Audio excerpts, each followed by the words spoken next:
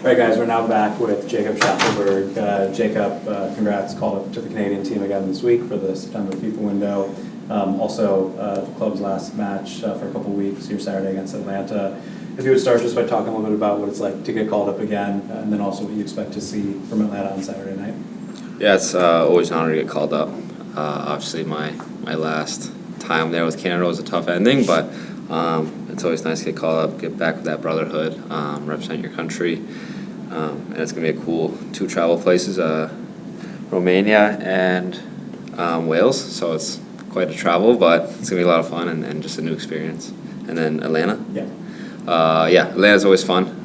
That rivalry we have, there's always that added energy that goes into it, especially at home. I feel like our fans bring it even more than any other game. So, I always have a lot of fun in these games. Thanks, Jacob. Start with Bob. Last week it kind of turned into a blowout. What was it that was it infectious, those goals, just kind of one than the other?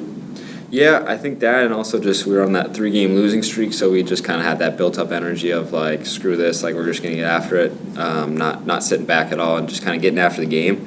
And I think we were just all on the same page. I think I mentioned that after the New York game that we're close to being on the same page, and I think that game we saw us just all be on the same page and working together, and good things happen when you're on the same page.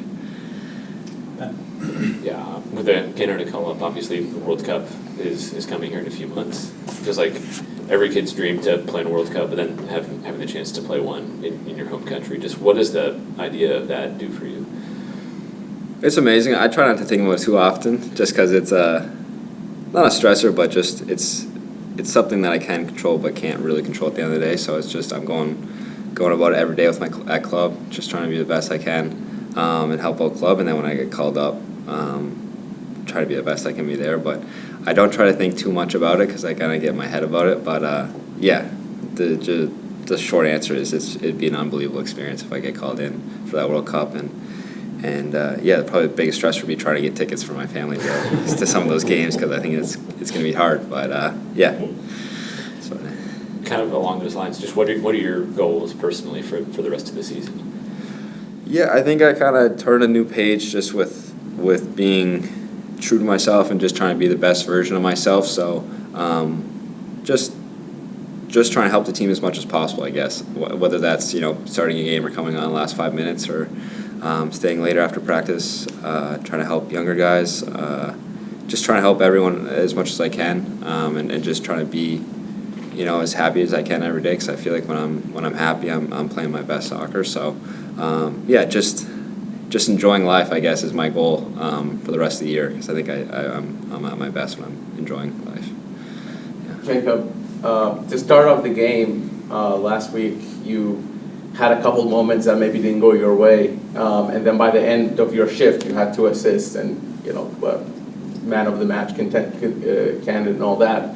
How do you adjust that in game, and how do you kind of switch your focus and continue on even if things maybe don't pan out right away? Yeah, I think you refer to that first one that I had when Hani played me in behind.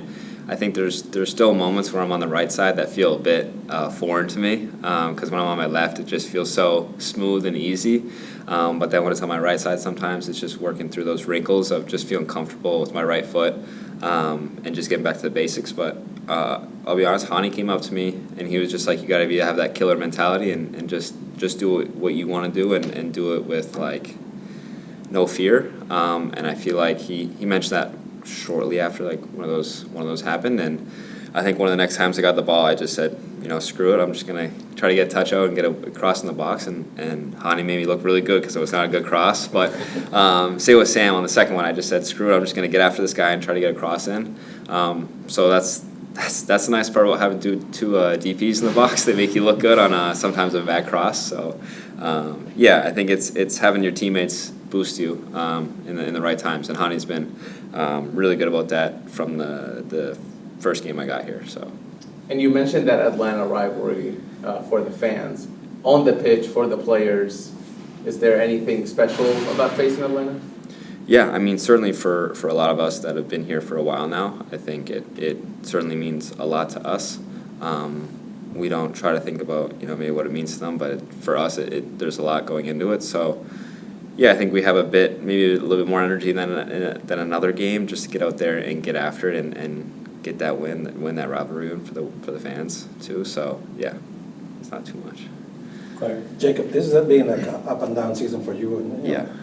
for many reasons, especially Yeah. competition. One of them. I mean, there's a lot of good guys there playing your position, but it seems to me, at least to me, and you touched a little bit on this already, that in the last game you were more relaxed. Mm-hmm. That you felt like happier, like you said, and felt better, and actually contributed very well to the team.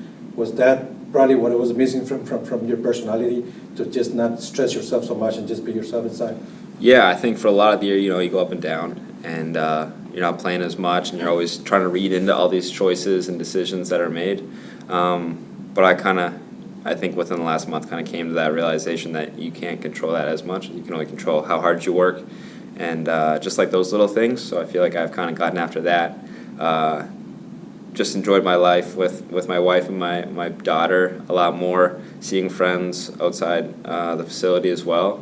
So just kind of, like I was saying, just getting a lot more enjoyment off the field, and I think that's kind of translated to on the field enjoyment and just being more relaxed.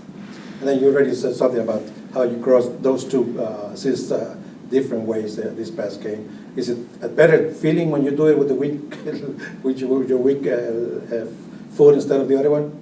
I mean, when it's a good cross on my right, it feels good. But that one came off. I said, I don't know if that's going to be a good cross. And then Hani made it look really good. So, yeah, I was kind of laughing right after he scored because I was like, geez, I haven't had an assist all year. And that's how I get my first assist off like kind of a bad cross. So, yeah, it feels good when I get an assist with my right foot. Definitely gets my confidence going. Yeah, but it also feels good to be able to go on my left foot and right foot now. Yeah. We'll go to Jacob on the Zoom. Yeah, Jacob, last Saturday, BJ mentioned how you were asked to maybe defend a little bit differently, and you kind of rose to the occasion against Orlando. I guess, how has that part of your game developed over the season?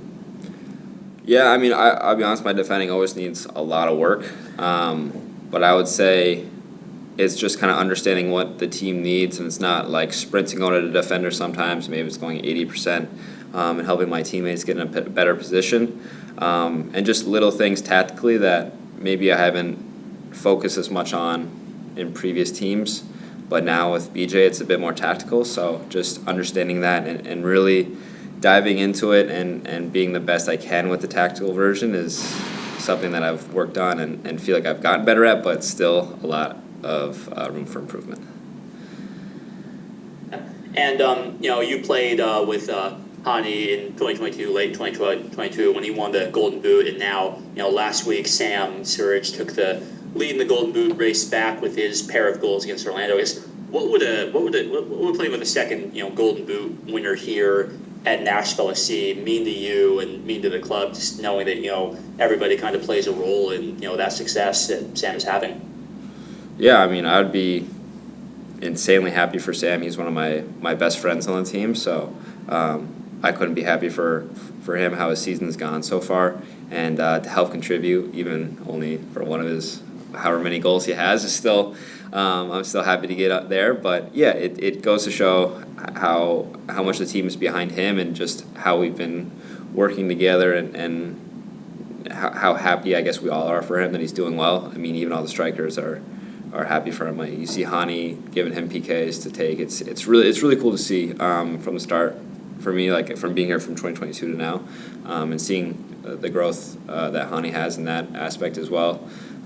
Where sometimes in 2022 he might take a shot, he slips it to Sam, and that stuff for me is really cool to see. And yeah, we would be all so happy for Sam if he got that Golden Boot.